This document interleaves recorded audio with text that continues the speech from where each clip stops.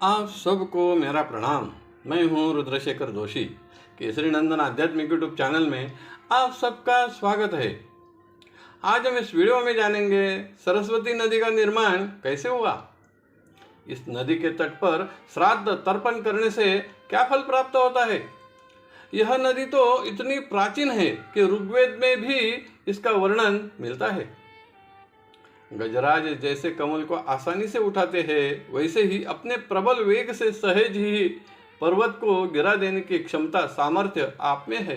ऐसे ही सहजता से हमारे शत्रु को नष्ट करे और हमें कीर्तिमान करे। ऐसी प्रार्थना ऋग्वेद मंडल 6 सूक्त 61 मंत्र 2 में वर्णित है। यह नदी प्रवाहित होकर पूर्व दिशा की ओर गुप्त हो गई और प्रयाग क्षेत्र में गंगा यमुना के संगम पर इस सरस्वती नदी का प्राकट्य हुआ है। दूसरी एक कथा है, भगवान शिवजी को एक बार ब्रह्महत्या का पातक लग गया था। तब वह इस नदी में स्नान करने गए, लेकिन तभी वह नदी गुप्त हो गई। ऐसा वामन पुराण अध्याय 3 श्लोक 8 में वर्णन है। ब्रह्म वैवर्त पुराण और श्री देवी भागवत ग्रंथ में कथा है, लक्ष्मी, गंगा और सरस्वती तीनों भगवान विष्णु जी की ही पत्नियां हैं। एक बार गंगा और सरस्वती में कलह हो गया। एक ने दूसरे को शाप दे दिया और दोनों ही नदी के रूप में पृथ्वी पर अवतरित हुई या प्रवाहित हुई। इस नदी को स्थान स्थान पर अलग अलग नाम है। कुरुक्षेत्र नदी, पुष्कर, सरस्वती, प्रभास नदी। वामन पुराण और पद्म पुराण में इसका वर्णन है।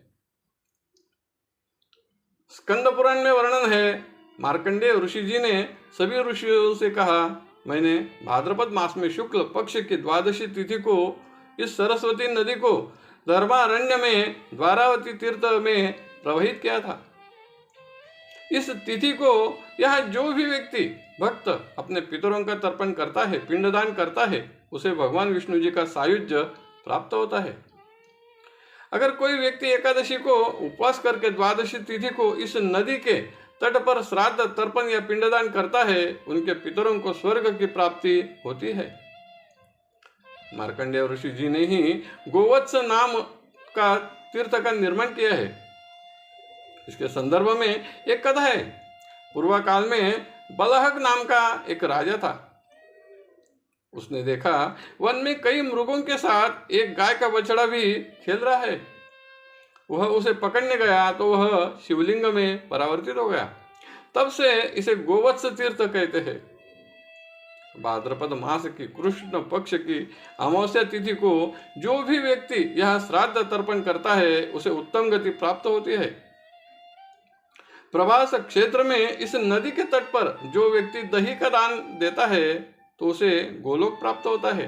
ऐसा स्कंद पुराण ब्राह्म खंड पान नंबर 629 पर वर्णित है।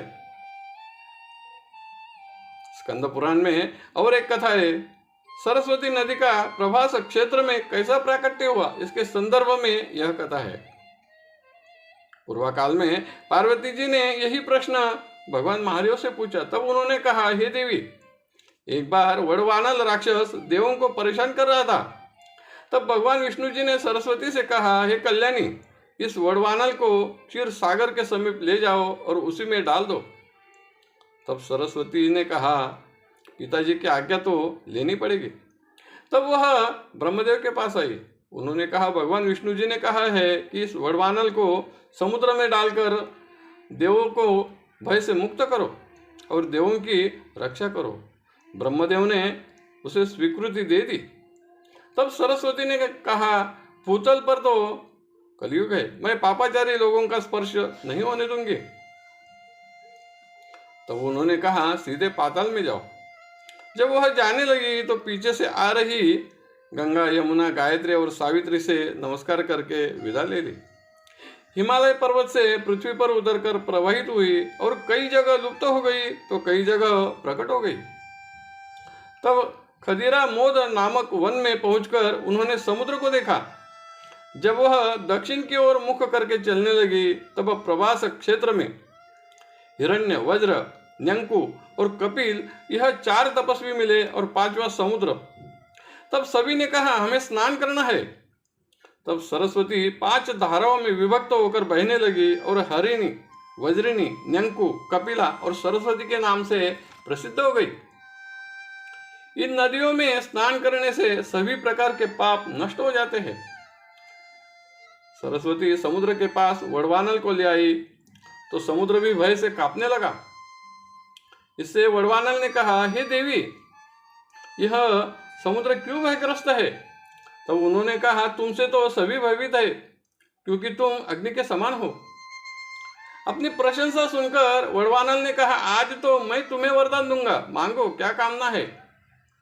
तब उन्होंने भगवान विष्णु जी से पूछा। तब उन्होंने कहा, उसे कहो, तुम एकदम सूक्ष्म होकर सुई के समान छिद्र सा मुख करके समुद्र का जल पीते रहो।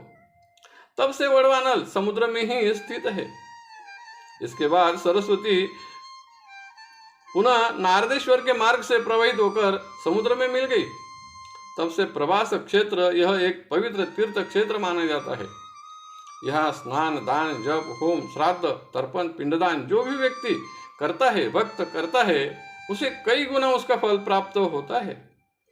ऐसा भगवान शिवजी ने पार्वती जी से कहा है। और यह कथा और इस स्थान का श्रेष्ठत्व स्कंद पुराण प्रभास खंड में वर्णित है। आपको अगर यह जानकारी अच्छी लगी तो जरूर लाइक करें, शेयर करें और वीडियो के नीचे सब्सक्राइब शब्द पर जरूर क्लिक करें। धन्यवाद। नमस्कार। जय केसरी नंदन।